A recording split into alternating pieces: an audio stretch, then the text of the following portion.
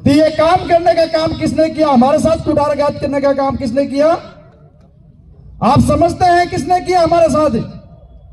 हमारे मां बाप के सपने का गला घोटा यही कांग्रेस सरकार थी। इसी कांग्रेस सरकार ने हमारे मां बाप के सपने उजाड़े हैं। आरक्षण बेचा, 2013 की अधिसूचना, इसको काला कानून कहते हैं। हमारे बीच में हमारे सांसद प्रत्याशी महोदय बैठे हैं, इन्होंने 2000 से ऊपर सरपंचों को, जनप्रतिनिधियों को एक लेटर लिखा था कि 2013 का जो कानून है एक काला कानून है, उसको वापस ले और हमारे जनप्रतिनिधि है उसके खिलाफ आवाज उठाए। लेकिन हमारे यहाँ के जनप्रतिनिधि सोए हैं। एक मात्र विधायक था जिसने पूरे सदन में आवाज उठाई और पूरा सदन गुजा दिया। तो हमें सोचना 2013 की अधिसूचना के तहत जो काला कानून कहते उसमें हुआ क्या है। हमारे माननीय सम्मानीय मंत्री जी आपके यहाँ के, इन्होंने ही हमारा आरक्षण बेच दिया। 23 मांगा, 30 मांगा, इन्होंने 50 दिया। लेकिन इन्होंने ये नहीं सोचा कि मैं जिस समाज से आ रहा हूं, मैं जिस समाज में पला बड़ा हूं, मैंने जन्म लिया है और उस समाज का मैंने सर्टिफिकेट लगाया, उस समाज के बारे में एक थोड़ा सा विचार कर लेते कि जिस समाज ने मुझे पैदा किया है, मेरा पालन पोषण किया है और मुझे यहां तक सर्टिफिकेट लगा के आगे भेजा है, उस समाज के बारे में सोचते तो ये आरक्षण 23 से 50 नहीं देते। तो हमें सोचना है। और यही नहीं, बीजेपी कम नहीं है, उसी के साथ में हमारी दूसरी तरफ देखें, जब जनता कांग्रेस से उब जाती है तो बीजेपी की तरफ रुख प्रखर करती है। तो हमारे देश में हमारे युवा बैठे हैं, उनको बेरोजगार करने का अगर काम किसने किया है तो वो बीजेपी की सरकार है। 80 के दशक में शिक्षा का निजीकरण किया, स्वास्थ्य का निजीकरण हो गया। इस देश में सरकारी कोई नहीं बचा सेना के अलावा। अभी ट्रेन भी दे रहे हैं निजीकरण में, मात्र सेना है जो सरकारी है, बाकी सब के सब ठेके पे दे दिया। और हम लोग पढ़ के तैयारी करते, हम सोचते हैं हम नौकरी लगेंगे। इन्होंने सरकारी सेक्टर ही नहीं छोड़ा तो हम नौकरी लगेंगे कहां? ये सोचने वाली बात है।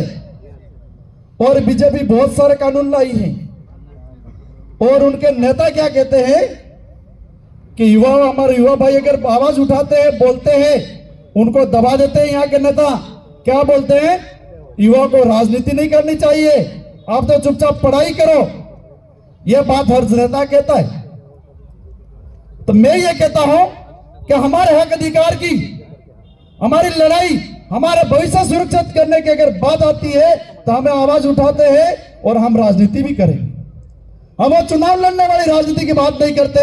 हमारे हक अधिकार और हमारा भविष्य सुरक्षित करने की जो लड़ाई है वो वाली राजनीति हम करेंगे।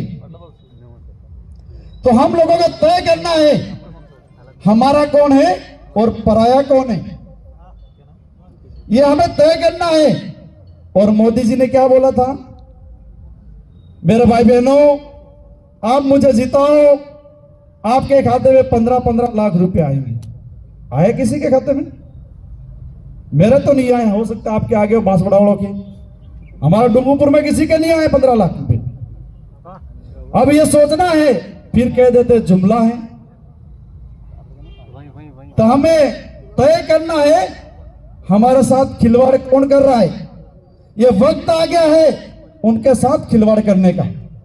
जिन्होंने हमारे साथ खिलवाड़ किया है, हमारा भविष्य अंधकार की ओर धकेला है, हमारे माँ बाप के सपने तोड़े हैं, हमारे समाज को रौंदने का काम किया है, उनको जवाब देने का वक्त आ गया है। तो आपको जवाब देना है। आपको यह नहीं देखना है कि प्रत्याशी डूंगरपुर के हैं, यहां कहेंगे मैं तो पड़ोसी हूं, वो डूंगरपुर का है राजकुमार, वो यहां कैसे आएगा? समाज का लगाव है, जनता के प्रति काम करने का अगर सोच समझ है दिमाग में, आदमी रात को भी कहीं भी आ जाता है। और मैं दावे के साथ विश्वास दिलाता हूं, हम सब बांट ही रहे हैं।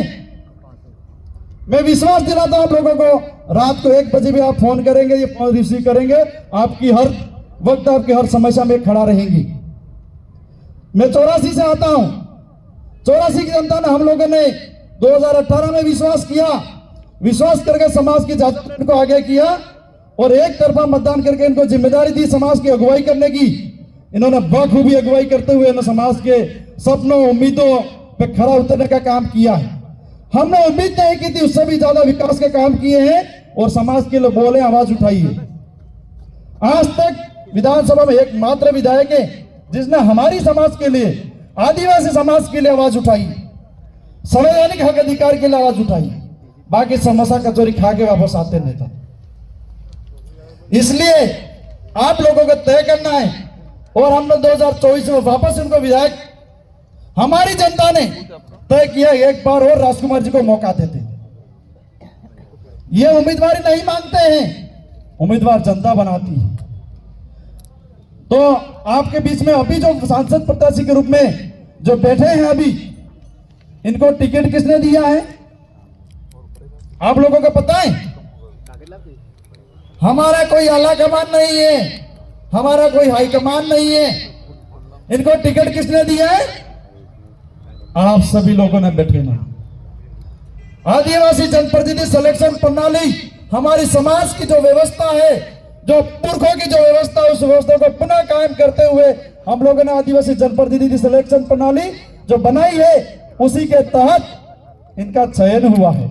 बांसवाड़ा के लोगों ने, डुंगरपुर के लोगों ने इनको सब मिलकर के इनको चुना है और चुन करके इनको हमारी समाज की आवाज को, दबी कुचली आवाज को दिल्ली में संसद में गुजारने का जिम्मेदारी इनके कंधों पर सौंपा है।